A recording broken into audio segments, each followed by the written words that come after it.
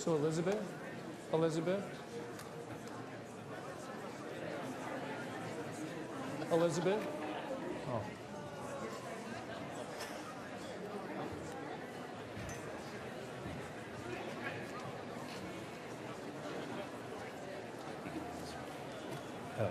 For that one? Yeah. Doesn't display show? Oh, dot camera, never mind. Okay, I'll do it later. It takes a while.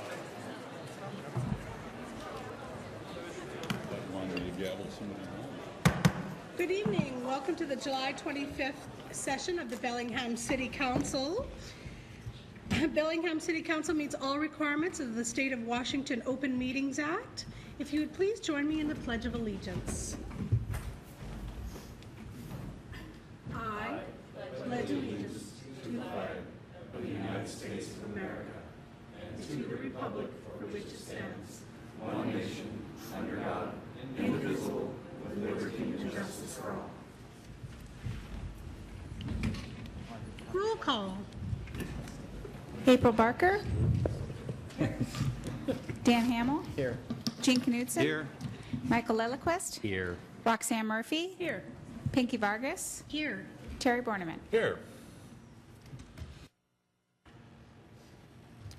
We're going to start this evening with a public hearing, which will be followed by our public comment. Michael, would you mind taking a look down at the list and see there's nobody signed up for my public hearing? I'd like to speak. Okay. Councilmember Knudsen. No, I'm- Good, I was going to throw something at him. Well, we are going to go through the process of our public hearing. This is an ordinance relating to the council wards of the city of Bellingham, providing for the districting of such wards and amending Bellingham Municipal Code, Chapter 1.16, which describes each ward by election precinct. The Bellingham City Charter state law requires a periodic review and, if necessary, a redistricting of the boundaries of the city council wards to ensure proportionality of the total population and registered voters among the wards. The applicable state statute also requires the city to hold at least one public hearing on its redistricting plan at least 1 week prior to its adoption. And I'm going to turn it over to Peter Rufato, our city attorney. Yeah, thank you, President Vargas. So for the public hearing tonight, we have, as required, the results of the review that's required under the charter. We had our GIS specialist in planning really do the analysis to determine how do we get within the appropriate proportionality for registered voters and population. And you see the resulting map, as well as in the ordinance, the precincts listed in the ordinance in the correct groupings. And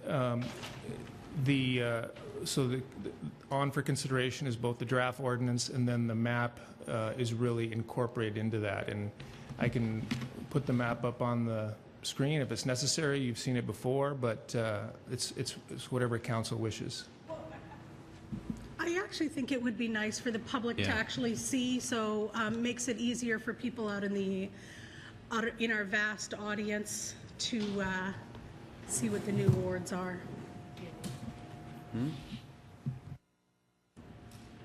Thank you, Brian. Appreciate that.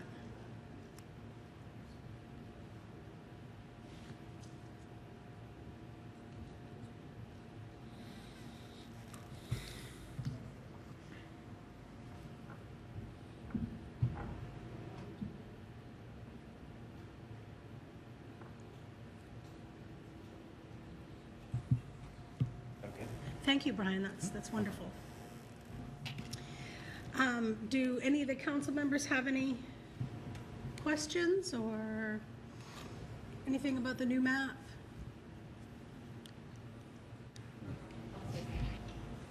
Councilmember Parker. To all the constituents in 2-8, I'm sorry to lose you because I really, it's a really unique population of people that are working extremely hard but give a lot back to their neighborhoods. So I hope you enjoy them. And I'll take still care be of 'em. supporting them all the way around. But Yeah, I looked through it and the numbers match. It's we have to deal with numbers and who votes, and I imagine we'll be changing this up again sometime in the next couple of years. I'll take you up to 202. Yeah. Let's do Maybe that one. for our audience, maybe everyone's not familiar with what ward everybody represents, so maybe this would be a good opportunity for us to say that. And April, since you're in Ward 1? Yeah, we'll start with you. I'm Ward 1. It's the whole kind of northwestern part of the city, on the boundaries of the north and the west side. And I'll be losing District 208 and then taking on, I think it was part of, oh no, I think that's it.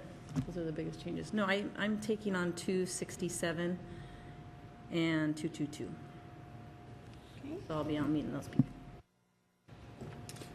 Yes, I'm Ward 2, and I'm being squeezed because 219, right above that is the line, and that is where my house is. So I would imagine in a couple of years I'll be in Ward 3 or 4. So. But no, these are numbers. We have to do this every 4 years. It is what it is. We've been doing it for a long time, and as our population grows, we have to even it out. So this is part of the gig. And I represent Ward 3, which is the green part of the middle of the map, which is mostly the downtown marina area, Sunnyland, York, Puget, Roosevelt. It's all through the center of Bellingham. And I represent Ward 4, which is over by Lake Wacom and down Lakeway and on the east side of Woburn. I represent Ward 5, and I'm losing 3 of my best precincts to Ward 6, which tells me when we're doing the land use, we need to put a whole lot more density in Ward 6 because... Oh, my goodness. I'm Michael. I represent the 6th Ward. We have in the 6th Ward some of the most prosperous as well as some of the highest density multifamily areas all mixed together in all or part of 4 different neighborhoods. I'm at large. I represent the whole city of renewed excitement. Thank you, Peter. Is there anything else you wanted to add? Okay, any council members, any other thoughts or questions? Again, I'm going to put this out there. If anybody wishes to say anything for our public hearing, going once, twice, 3 times, and that concludes our public hearing on the wards. Do we need to make a vote, or do we want to wait till? We have to vote. I move that we pass the ordinance. Second. Discussion? Okay, we have a motion in front of us to pass the new ward boundaries. All those in favor, please say aye. Aye. Opposed? Motion carries 7-0. Thank you. We are going to move to our 15-minute public comment period. Some of the highest rental rates. I have 2 names. We are going to start with Joseph McDonald and then Tim Paxton. And reminder, we have 3 minutes. It's not what people think it is.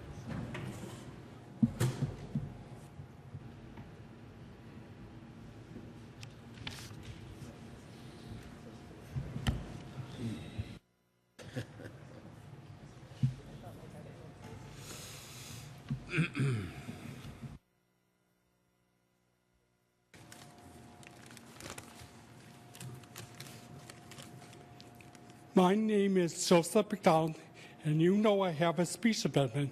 The city of Bellingham is in the holy war with the false doctrines of Christianity.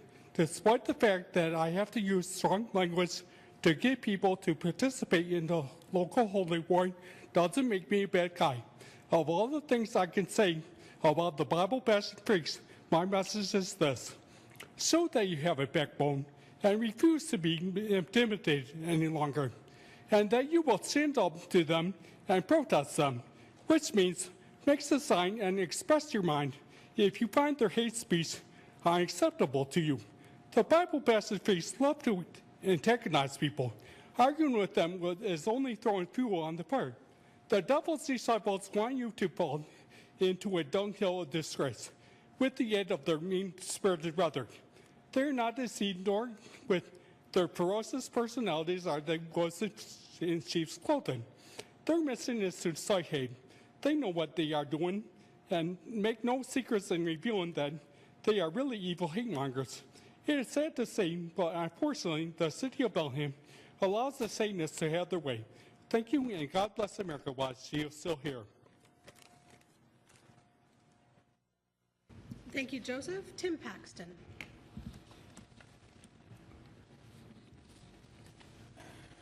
Good evening. I'm Tim Paxton, 2120 Ellis Street, and I'm here to try and persuade you not to allow Dan Hamill's house to blow up this week here. So, as you know, I've been bothering you about the gas pipeline under Franklin Street.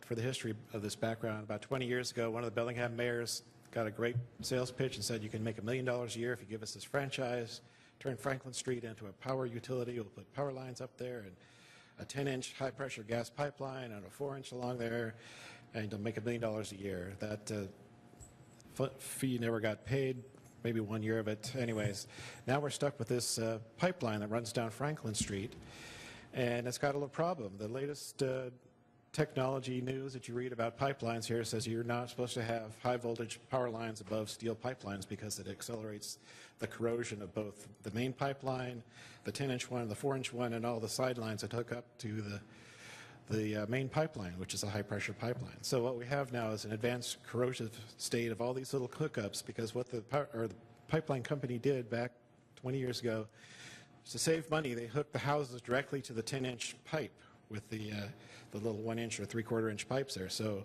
12 years ago on Connecticut Street, you may not be aware, but there was a backhoe that yanked up that pipe, pulled it out of the 10-inch pipe there, and there was a huge gas, not explosion, but the high pressure dug a 10-foot wide, 6-foot deep pit, which then allowed gas to escape all through the neighborhood here. This week, Dan probably knows there's a house on Franklin Street 100 feet away from his that was burnt down, I don't know, a month or so ago. It's now been demolished, and they were out scraping away the dirt today here. So I went over and talked to the backhoe operator and asked him, are you aware that there's a gas pipe here that may be hooked up to a 10-inch pipe that you could yank out and, you know, get a big cloud of gas there? He said, what 10-inch pipe? So he had no idea that there's a high-pressure gas main there. He could have pulled it up, yanked the pipe out. He could have spread gas all throughout the neighborhood. There could have easily got to a spark down the street. There's a construction company, a welding company, a powder coat company, a restaurant. There's people that smoke coming up and down the streets there. So this is a real disaster, and it all ties back to the Options High School also here, because this week someone told me that Options High School not only includes these 400 students that are going to come and stay in the school, plus their staff.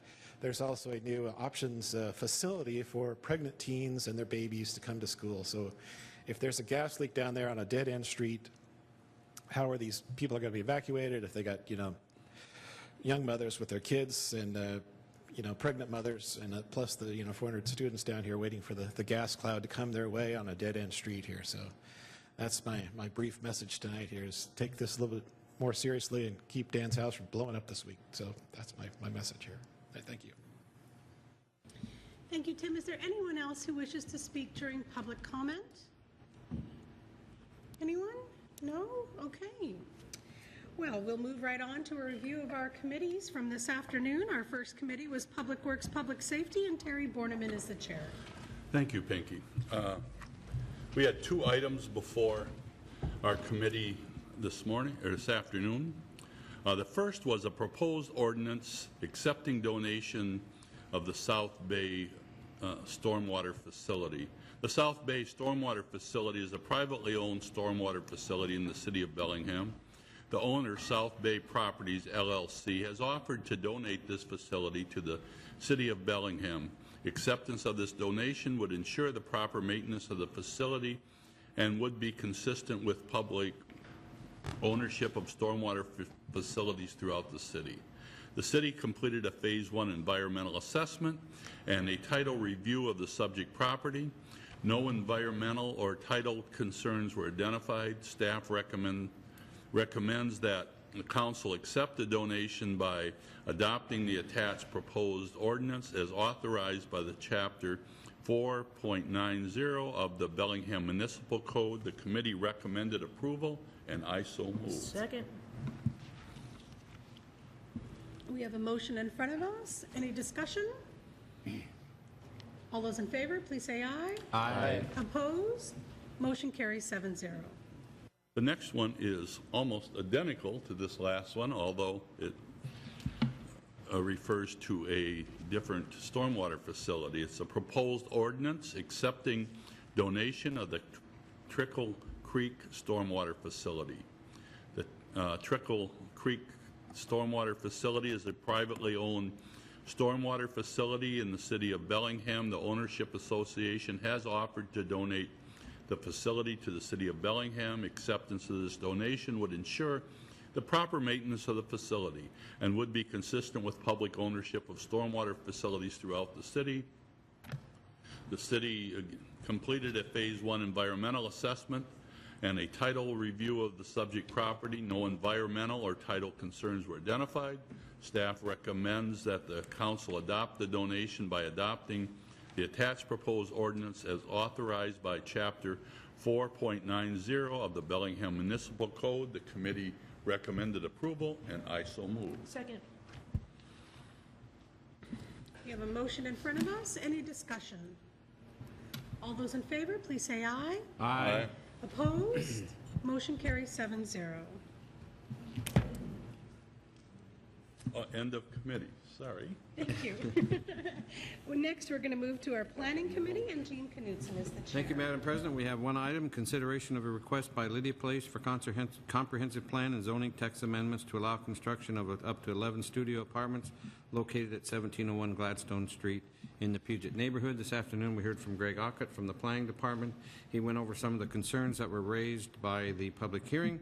After hearing his presentation, the committee recommends approval of the ordinance with no amendments, and I so move. Second. Discussion. I have one item. I just wanted to reiterate this, but it came up this afternoon in committee. We had a lot of inquiries around this ordinance. One of the things was safety, where people felt or were concerned with the expansion, whether there would be some safety concerns. So we did inquire with the Bellingham Police Department on whether there have been any misdemeanors or any reports of loudness or disturbance of neighbors, of any of those things, and they went back to 2012, and there are no records of any issues whatsoever around Lydia Place or in that particular neighborhood. So just to let everyone know that we did look into that concern, and that concern came back negated because that is actually, there have been no reports. So what I do want to encourage you is if you are having a challenge in your neighborhood, to please call 911. But as far as our records go, there has been no issues around Lydia Place. Councilmember Barker. Well, I want to thank Emily for her patience through this process. As I said earlier today, I think sometimes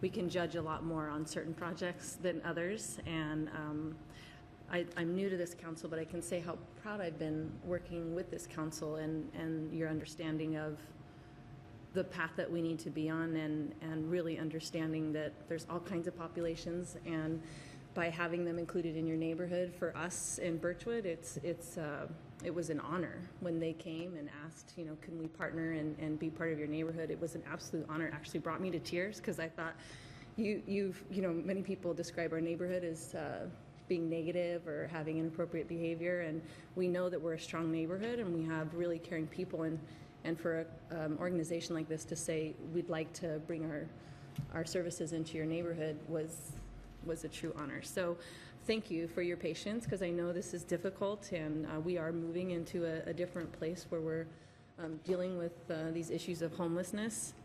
We're dealing with a lot of people that are having a really difficult go of it, and I think I applaud you, and you're going to have more difficult things as far as others, but I really am thankful that this council understands that and can look beyond some of the small populations that are really upset, that feel like it's going to ruin their property values or their experience in their neighborhood, and see the larger picture. So it's really been a pleasure this first 6 months.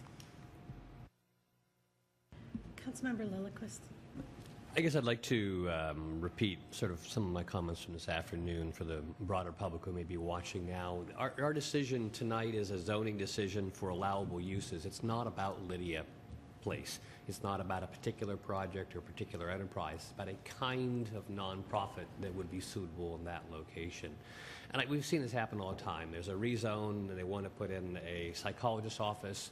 But the rezone doesn't talk about psychologist's office, it talks about a range of office uses. And we get caught up in the specific use and not the zoning. And I think the city council doesn't ever police nonprofit organizations. It's not our job. Our job is to set a range of allowable uses. In my mind, this is a very appropriate allowable use. It's not much different from the allowable use that's been there before. And if there are problems with how the operation is run, I think those should be dealt with individual, public to the institution. And if there's something worse than that, then bring it forward to the appropriate authorities. But the city council, that's not our job. We're not the police organization. We do zoning. I think Lydia Place has done an excellent job. If they could do better, I think they will do better.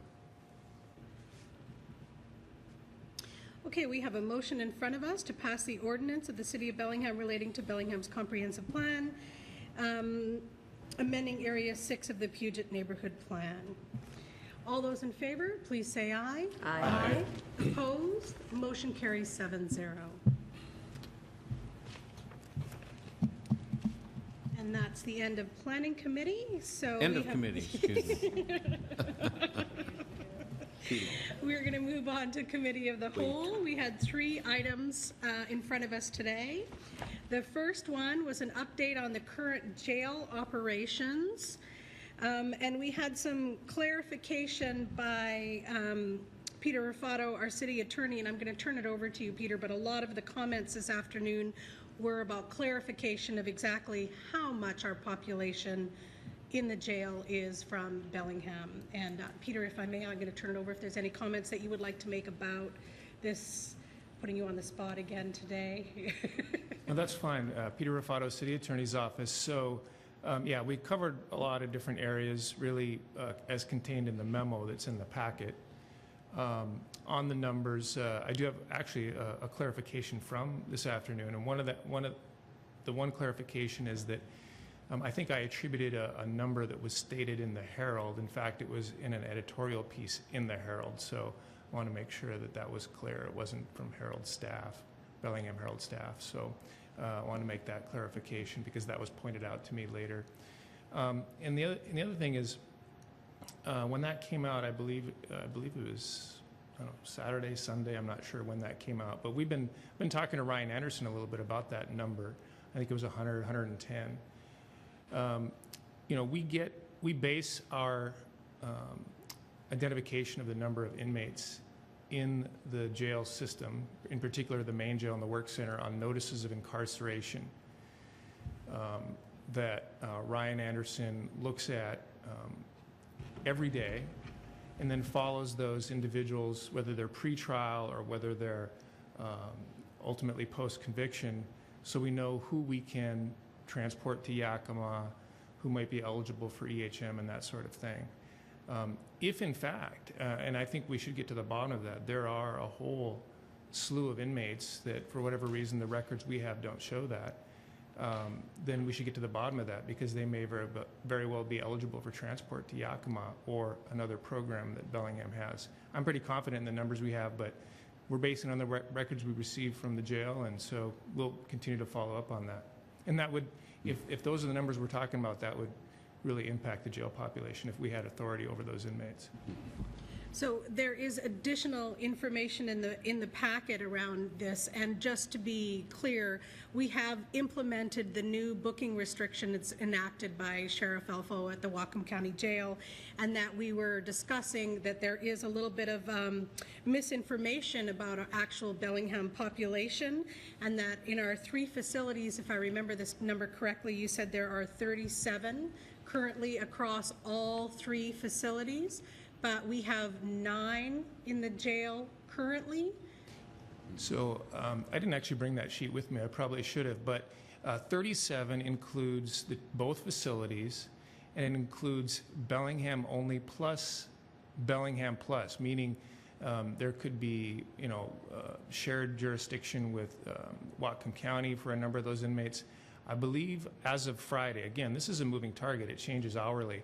But on the Friday before booking restrictions were imposed, we had 6 Bellingham-only inmates in the main jail. And again, we've been focused on Bellingham-only inmates in the main jail. I believe there were, in addition to that, there were 4 in the work center, and then you start adding in some of the other inmates that we do not have the authority to transfer or put on EHM independently of the county. Okay. One of the things that came up in this afternoon's discussion was a misperception that Bellingham has 50% of the population. And currently, as we've been monitoring the numbers, that we are about 10% or less in the jail population. So we had a very robust discussion about our new booking restrictions this afternoon. So if anybody wants to watch those, I encourage you to watch this afternoon. And if there's anything else that anybody would like to say on this particular topic? No? Okay. So again, thank you very much to our staff and to our police department who've been very nimble and proactive in trying to accommodate the constantly changing booking restrictions. So with that, we are going to move on to our next topic. And this was the appointment of the voter pamphlet for the For Against Statement committees for the Greenways 4 levy. There was an amendment put in the packet, so if anyone is not following along in the packet, does not have that. And I'm just looking for my paper of my amendment. Bear with me just a moment.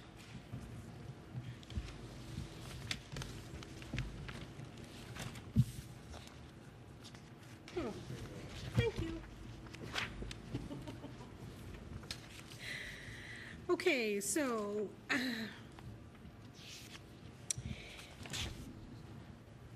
for the Greenways 4 levy, each ballot measure on the November ballot, the state law and the Whatcom County Auditor's Office require the local jurisdiction to take steps to identify persons for appointment to and for against the statement committee.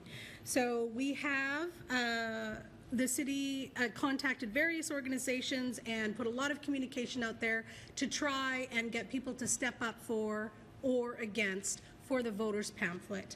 We have reviewed and identified 3 names, and these are for the pro-statement committee. They are Tim Douglas, Rod Pemple, and Julie Guy. Currently, there are no individuals who have stepped up to say the con in the voters pamphlet, so if you're out there and you are compelled to do so, please contact the city. And we did have a motion to pass the pro individuals for the voters pamphlet today, and the committee recommended approval, and I so move. Second. Okay, so we have a discussion. Anyone? Okay, again, so the motion is to approve the pro Greenways 4 statement committee of Tim Douglas, Rod Pemble, and Julie Guy. All those in favor, please say aye. Aye. Opposed? Motion carries 7-0. Thank you.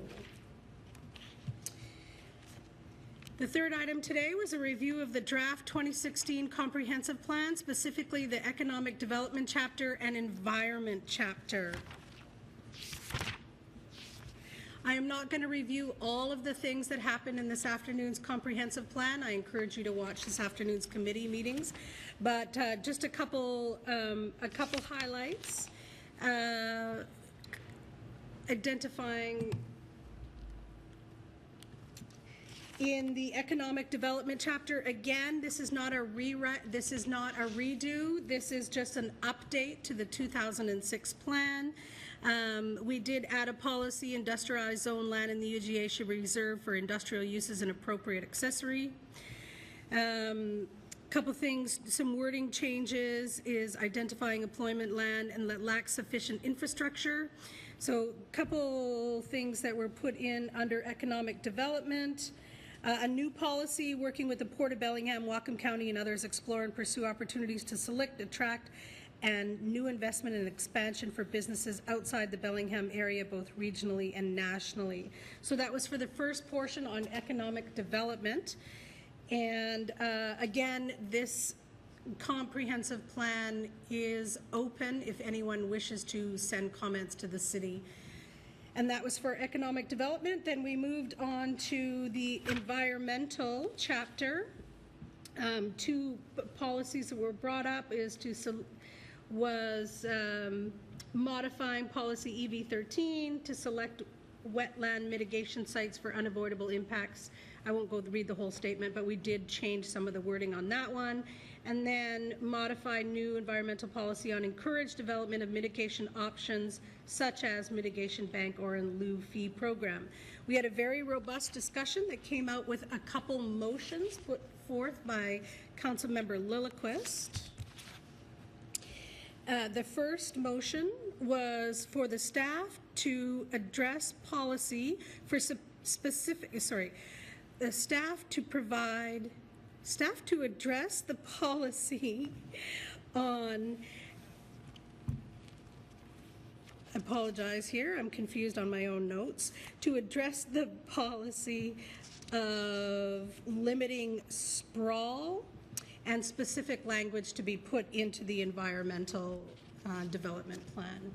And that motion was unanimously recommended, and therefore I so move. Second. Yeah, we have to do it again. Do we want to restate what the actual, okay, I'm getting confused looks over here, so. I don't think we need to go through those motions. Oh, we This is don't just have to? directing staff You're right. to do some things. Yeah, you're right. Well, Yeah. I sit corrected. So, we did It'll be have the two last time. motions. That is for sure.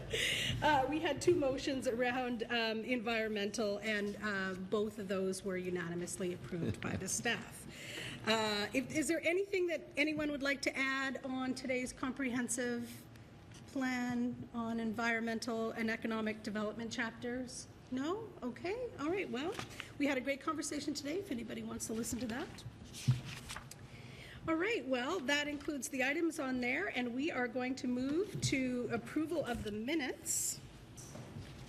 We have one set of minutes in front of us. It's for the evening of July 11th. Move approval. Second. Discussion? All those in favor, please say aye. Aye. Aye. Opposed? Motion carries 7-0. Old or new business? Councilmember Murphy. This last weekend, I had an opportunity to complete the 44-mile ride in the Tour de Whatcom, and it was such an incredible experience as always. It was great to be amongst hundreds of cyclists that were enjoying the scenery and getting the great exercise, supporting their health, and also just bringing such incredible commerce to our community. So I just really wanted to thank the Whatcom Events Group that organized it, every single one of the sponsors, and all of the cyclists. I'm so glad everybody had a great time. Councilmember Hamel. Yeah, I just wanted to say thank you to the volunteers who came out last Friday for Project Homeless Connect. We had about 200 volunteers. We served about 570 individuals that came through Bellingham High School during Friday. This is the 8th year that this community has done Project Homeless Connect. So over those years, hundreds of volunteers have come through and helped people, helped thousands of people. So I want to thank Mayor Kelly and Councilmember Barker for helping that day, and all the service providers for providing their services at no cost. Councilmember Barker. And I'm going to piggyback on that. I think if you have the opportunity, mark your calendars. Next year, it will happen again, I'm assuming. I was on the exit interview, and I asked, is there anything we could do better? And of course, it was do this more times every year, possibly do it in the beginning of summer so we can get summer items, and then in the winter. And being a substitute teacher, I saw a lot of families, and the reason why I would suggest that you go and participate is we have some very high profile people that are dealing with some very difficult conditions that you see every single day downtown or on your neighborhood corner. But when you go to a helping event like this, you see the people that are really trying to stay off your radar. Families that are living in their cars and just trying to keep their kids until they find a place where they need to go. And I think it will really change your narrative of what you think it is when somebody says they want to open a Liddy Place or a DV SAS or a Bellingham Housing or whatever it is, or get a voucher, in the apartment complex that you're living in. I think it'll really change your narrative on what homelessness is and what it means, what people, the wide variety of people that are dealing with that condition in that particular time. Anyone else? I have one more. Okay, I have one public service announcement. I just want to remind everyone, you should have received your ballots in the mail. Please vote. Primaries are very important. Vote, vote, vote.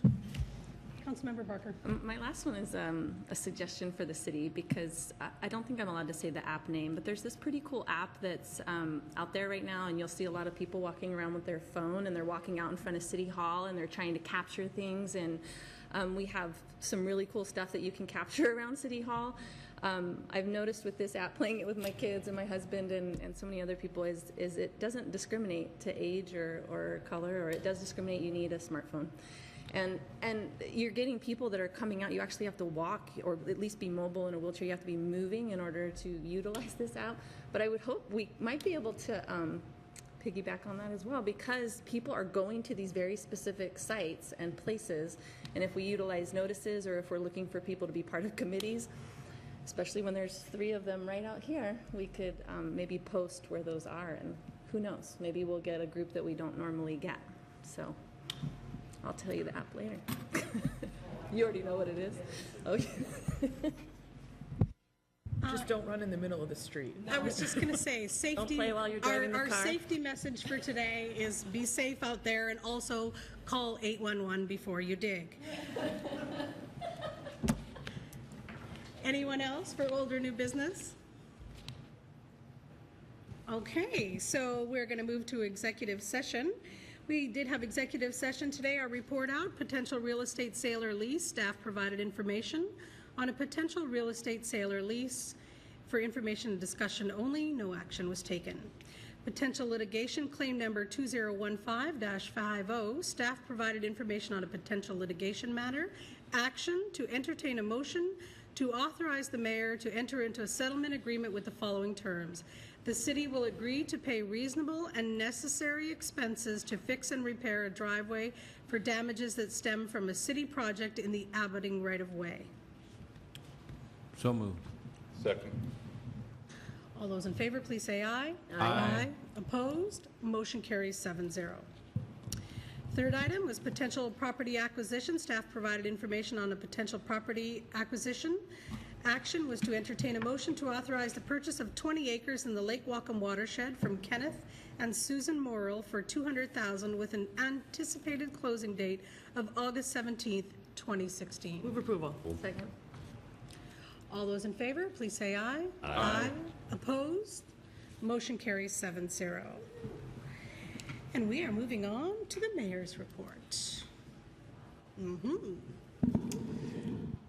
The only thing I have today is an information only, mayor's appointment of Brian Miller to the Community Development Advisory Board, CDAB Board. And so I'm just letting you know. Other than that, you've all mentioned the things I was going to mention, so.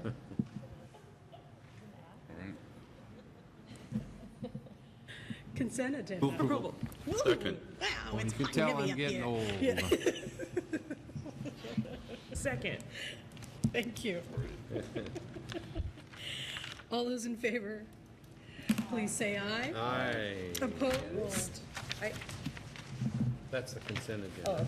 Fine. Motion carries 7-0 for consent agenda. Final consideration of ordinances. Agenda Bill 21210, an ordinance amending the 2015-2016 adopted budget, increasing revenue by $840,553 and expenditures by $672,792 in the Fire Department General Fund as a result of an interlocal agreement for staff transfer from Fire District 8 to the City of Bellingham Fire Department, with $167,761 being placed in estimated ending reserves. Move third and final. Second. Gene Knutson, Aye. Michael Lillequist, Aye. Roxanne Murphy, Aye. Pinky Vargas, Aye. April Barker, Aye. Terry Borneman, Aye. Dan Hamel. Aye. Motion carries, or ordinance passes 7-0. Just before we go into the next ordinance, there's something that I wanted to explain before I did it. The next one is about establishing the Independent Salary Commission review. And I'm going to change my vote not to support it currently. And the reason is now that I've learned a lot more information about how quite complicated this process is, and us being in the middle of a level of service discussion and in a budget year, that maybe this isn't the most appropriate time for us to move forward on this. So personally myself, I'm going to change my vote to no, to not support it, but I am going to make a motion that we revisit this topic again in January of 2017. Second. Discussion? I think I can give you an easier way out of this, because one, you're voting to vote no on it. If you move to postpone third and final until the first meeting of January, or a set date, you don't have to vote no. It moves it to then for third and final, and nothing happens until we do the third and final then. So it will save you having to vote no on it. If it'll do the same thing.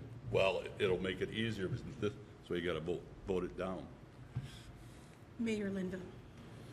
And the only question I'd have is if we want to have discussion about it, is it a date certain that you'll take a vote, or can we bring it up again in January in order to have the discussion? When it's brought up, you can have a discussion, because the motion hasn't passed yet. It's come up for third and final. You pull it from third and final, you have your discussion, because we've already passed it once. So I'm going to defer to you in just a moment, but I'm getting a look from Elizabeth that says we need to vote this, and my preference is I would like for this to come up with an opportunity for discussion. Councilmember Lillquist. I think this is explaining or showing exactly why we need an independent salary commission. There will never be a good time for elected officials to take up the matter of their own salary. The sooner we get it off of our plate, surrender all control over the question.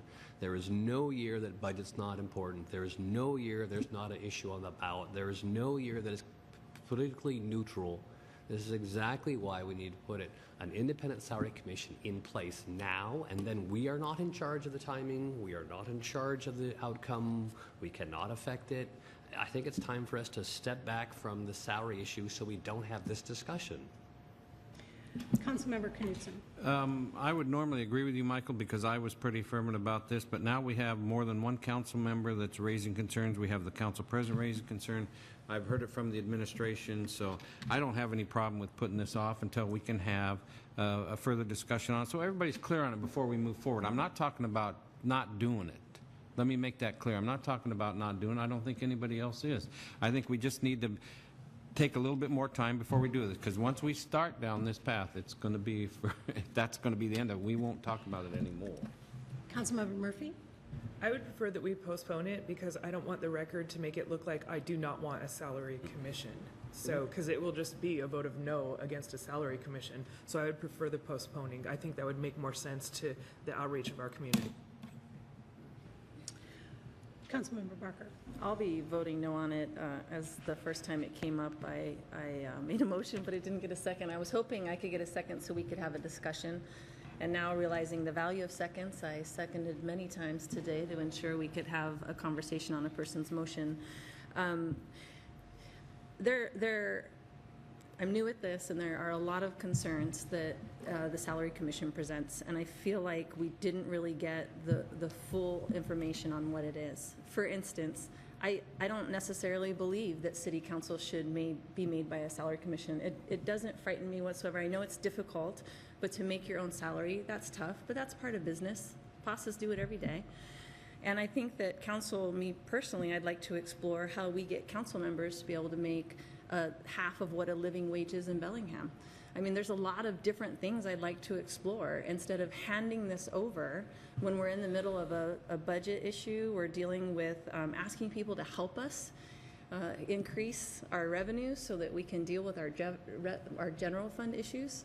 And if we pass this now, this will start in January, and if things don't go well on the ballot, we're going to be just even further in the hole. So one, I want to have more discussion. I really want to understand what is this whenever we, and it's the same reason why I didn't support the Metropolitan Parks. I didn't feel like it was enough information for me to just hand this over and leave it. So I'll be voting no. I urge you to vote no. I really would like to get more information, and I would hope in January those explicit details on what the legalities mean, what the unintended consequences mean whenever we're in bargaining, budgeting, all of those things. And I feel like at that point, there's 2 big levies on the ballot. We'll know where we're at, and then we can have a more broad discussion on it. That's my plea.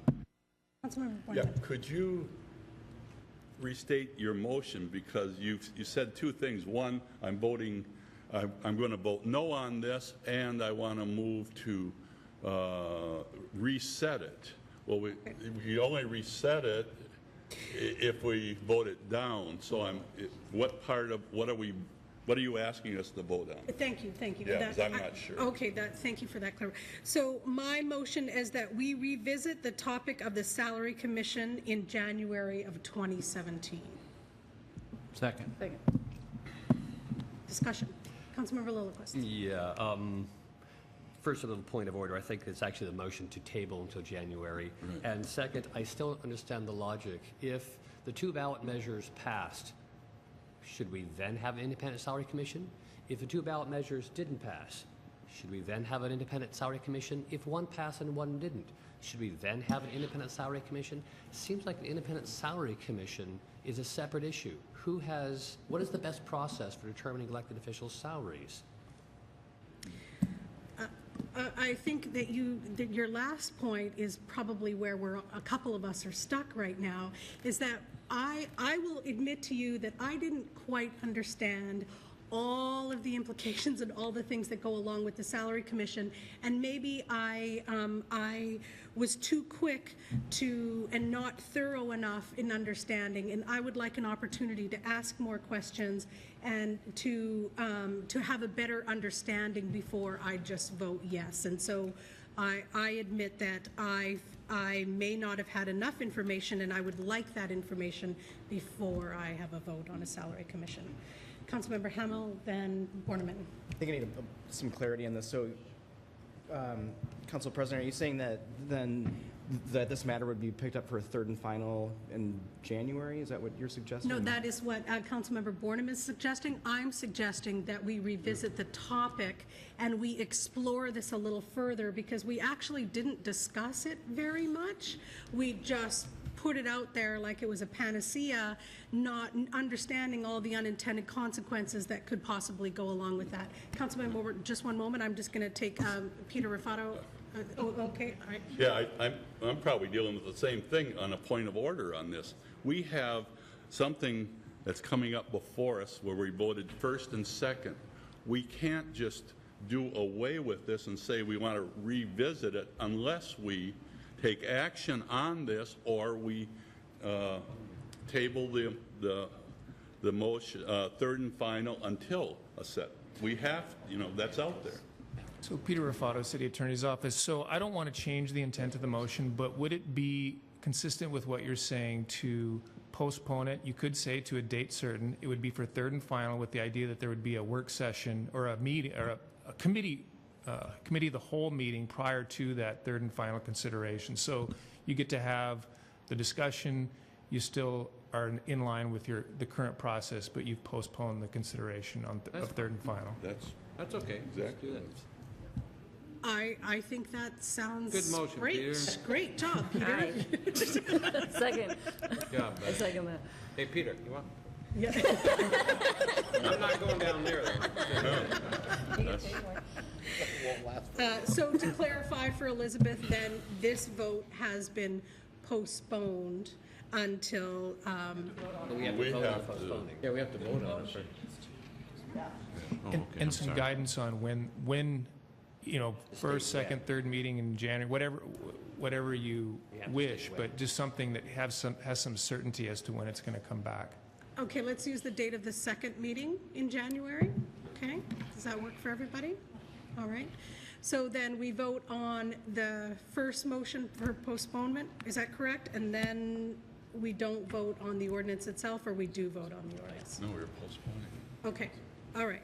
So the motion is about postponing our Independent Salary Commission review until the second week of January 2017. Second Second. meeting, sorry. I'll second that. Second meeting in January. Second. Discussion. All those in favor, please say aye. Aye. Opposed? No. Okay, motion carries 6-1. As you were, Elizabeth.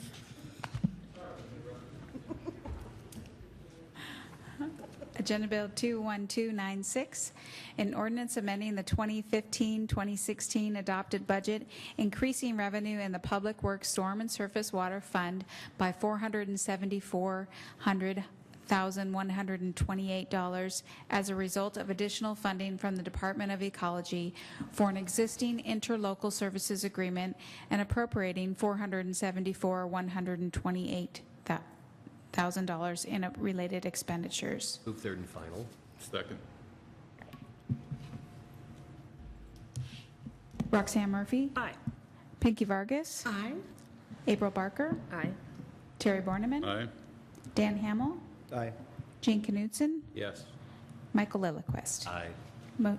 Ordinance passes 7-0.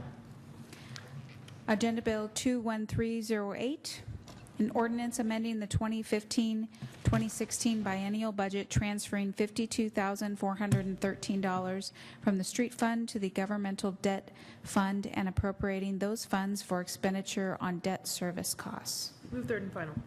Second. Pinky Vargas. Aye. April Barker. Aye. Terry Borneman. Aye. Dan Hamel. Aye. Gene Knutson. Aye. Michael Lillquist. Roxanne Murphy. Aye. Ordinance passes 7-0. Oh, wow, look at us. We were really quick. So thanks for joining us. Our next meeting will be August 8th, 2016. And a reminder out there to vote primaries by August 2nd. And until next time, we are adjourned.